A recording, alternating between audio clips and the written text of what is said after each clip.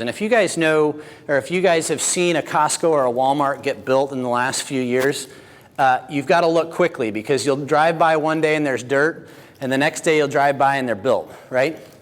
How they do this is they've got that process already down. They understand how that works. They're going to the suppliers beforehand and they're saying, hey, we've got, we're building X amount of Walmarts across the United States. Will you give us a deal on the HVAC? Will you give us a deal on electrical lighting? We want to go directly to the suppliers. We want to eliminate sometimes multiple middlemen. And that's really what BGW Supply was done. Dan established this company within the BGW network to be able to pass on those savings. So we go directly to Shaw Carpets. We go directly to Lennox HVAC, to different sports and playground spaces, doors and windows.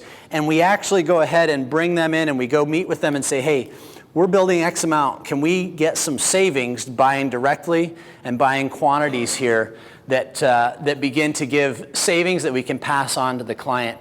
And the key to this is that it's not just cheap building materials.